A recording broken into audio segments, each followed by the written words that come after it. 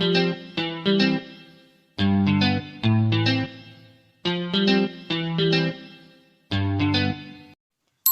semuanya, Assalamualaikum warahmatullahi wabarakatuh. Ketemu sama aku, Enda.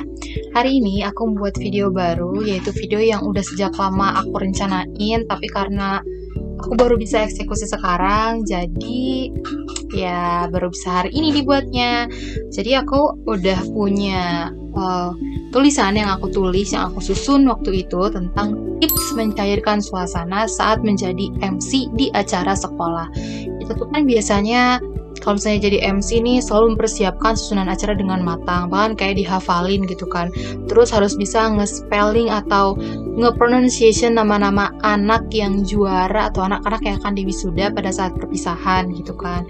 Tapi karena saking kita terpakunya kepada hal tersebut, kita sampai lupa bahwa kita tuh harus punya selera humor atau saat-saat dimana kita tuh harus bisa menghidupkan suasana ketika perpisahan itu berlangsung gitu kan. Nah, ini adalah hal yang aku dapatkan dari yang aku baca di internet, dari yang aku baca di artikel, juga dari orang-orang yang aku tanyain.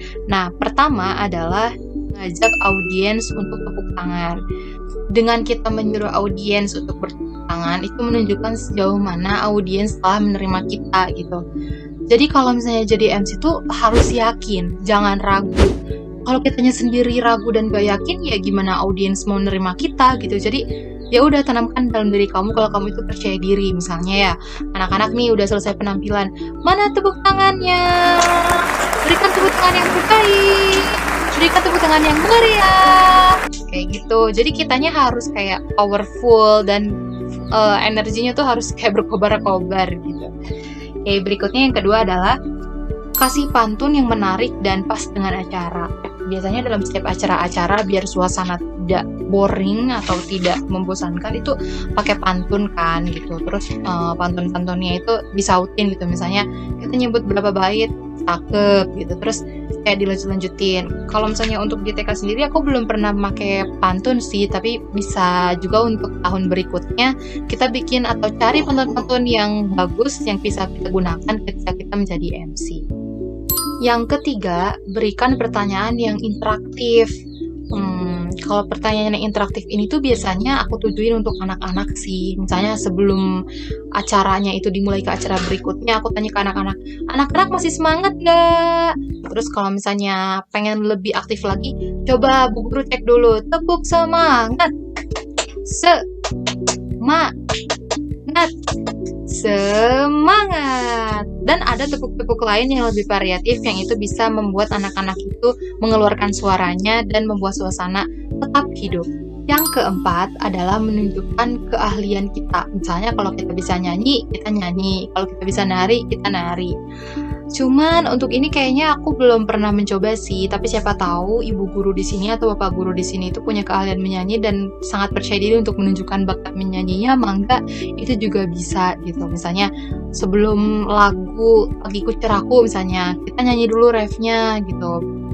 Tak bisa baca tulis, mengerti banyak hal, guruku, terima kasihku. Baik, berikutnya adalah penampilan lagu dari anak-anak kelas B, yaitu Pagiku Cerahku, misalnya kayak gitu. Bisa juga dipancing kayak gitu, jadi ada lagu pengantarnya gitu deh. Jadi mungkin orang tua yang mendengarkan akan lebih kayak, wah lagu ini, oh lagu ini sekarang, oh lagu ini sekarang. Kelima atau yang terakhir adalah kita harus pinter-pinter banget nyari momen. Misalnya ya, kayak waktu itu ada anak yang saking buru-burunya ganti kostum sampai anak itu tuh lupa pakai kaos kaki cuma sebelah. Jadi kita kayak bisa membuat satu percakapan baru kayak, wah nak, kamu kayaknya cepet-cepet banget dan semangat banget pengen tampil ya sampai pakai kaos kakinya cuma sebelah gitu. Nah itu kan bisa mengundang tawa yang lain gitu kan.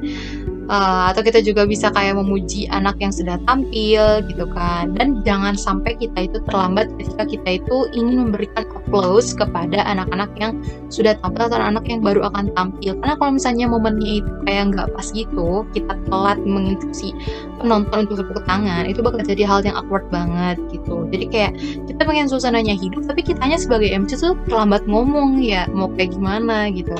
Nah mungkin itu tadi aja teman-teman, ada 5 hal yang harus kita perhatikan supaya kita bisa menjadi MC yang menghidupkan suasana gitu. Dan kayaknya kita sebagai MC yang merupakan guru juga tuh harus banyak banget menggali lagi ilmu-ilmu tentang ke-MC-an ini. Salah satunya adalah kita harus juga belajar tentang pantun-pantun. Kayak tadi kita juga harus belajar tentang lagu-lagu yang menarik gitu.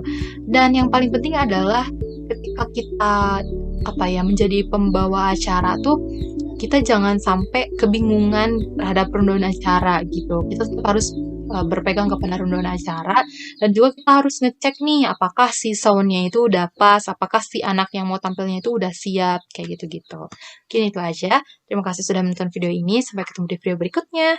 Dadah!